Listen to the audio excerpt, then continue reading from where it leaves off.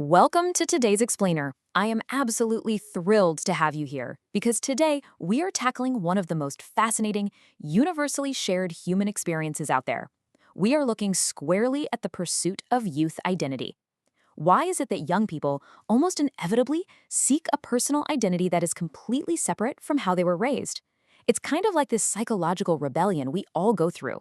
And honestly, it's arguably the most vital step in becoming a fully formed adult. We're going to unpack exactly how that process works by exploring one of the greatest literary deep dives into this very topic. So, why do we have to break the rules of our childhood to find out who we are? I mean, think about your own life for a second, or the pressures young people face today.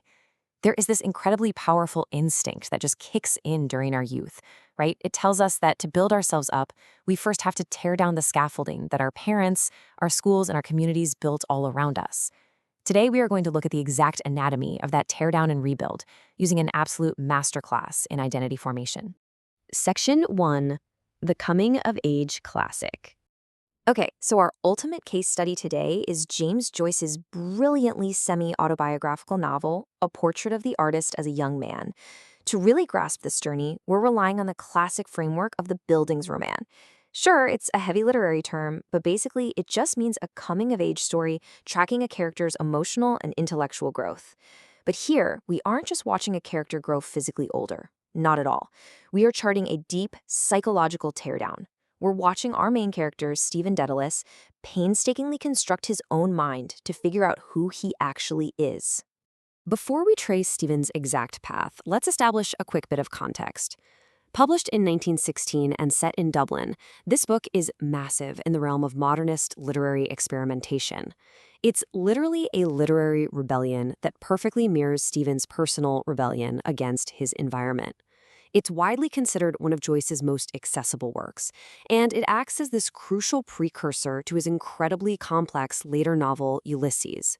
But for our explainer today, we are keeping our focus locked on the core narrative, how the environment of early 20th century Dublin acts as an absolute pressure cooker for youth identity. Stephen's journey follows a very distinct chronological roadmap: childhood, adolescence, awakening, and resolution. And these perfectly mirror the exact phases of growing up that we all have to navigate. We are going to walk through each of these stages to see exactly how the youthful pursuit of self evolves from quiet observation to total rebellion, and finally to actual independence. Section 2, Childhood and Societal Pressures. So, Stephen's baseline reality is deeply entrenched in structure. Growing up in a Catholic family and attending strict religious schools in Dublin, his environment is essentially handing him a pre-packaged identity. These aren't just minor background details. These are the highly specific external constraints and rules of his childhood. Everything around him, his family, his teachers, his religion, is telling him exactly how to think, what to value, and how he needs to behave. But here is the crucial catch. Even early on, Stephen's internal world is totally at odds with that rigid external structure. He's sensitive, he's incredibly imaginative, and most importantly, he just feels different from everyone else. It's right here, in these early, quiet moments of feeling out of place, that the universal human urge to seek a unique identity is sparked. When the prepackaged identity simply doesn't fit, you realize you're going to have to make your own. Section 3, Adolescence, Guilt, and Devotion. Now, this launches a messy, chaotic search for meaning, which is perfectly captured by a cycle of extreme behavior. First, Stephen goes through a period of moral decline as he yields to adolescent desires. But because of his strict upbringing, this immediately plunges him into a profound struggle with guilt, religious pressure, and the concept of sin. So what does he do? He wildly overcorrects. He throws himself into intense religious devotion. He is swinging like a pendulum from one extreme to the other. And honestly, this isn't just standard teenage angst. This is a young person desperately trying on different extremes to see which version of himself is actually real. And this brilliantly illustrates James Joyce's genius. He doesn't just tell us Stephen is confused, he writes the book in a stream of consciousness style that actively evolves and matures as Stephen does. The very language on the page reflects the chaotic, unfiltered, messy brain of a youth trying to figure out who they are amidst all that guilt and devotion. It's like the structure of the book itself is growing up alongside its protagonist. Section 4, The Great Awakening. Eventually, all of this builds into a stark conflict. The heavy anchors of his youth, religion, family, and Irish nationalism, They all demand his total loyalty. But to find your true identity, you often feel you must violently pull away from those anchors to embrace freedom and individualism.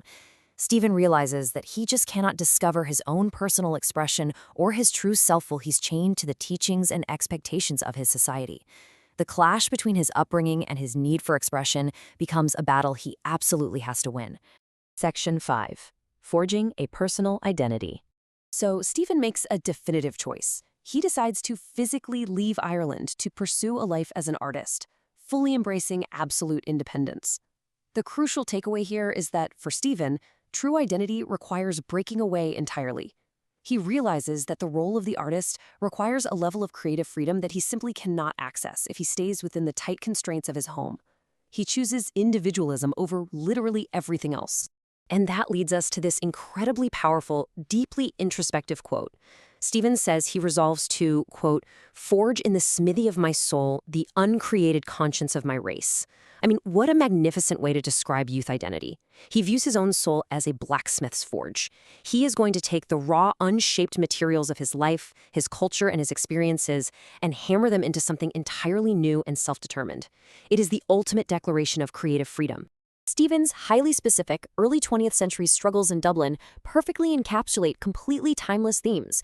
The search for identity and self-discovery, the tension of religion versus freedom, choosing individualism over societal expectations, and the vital role of art and creativity. Joyce's protagonist isn't just a boy in Ireland. He's basically the blueprint for the universal journey of forging an identity. We all have to sift through what we were taught, discard what doesn't fit, and bravely forge our own conscience. So I want to leave you with a question to ponder as we wrap up today's explainer. How are you breaking away from societal constraints to forge your unique identity? Whether you are navigating your youth right now, or you're reflecting on the independence you've already fought so hard for, remember the smithy of your own soul. The journey of self-discovery is never really over. Thank you so much for exploring this masterpiece with me today, and keep forging your own path.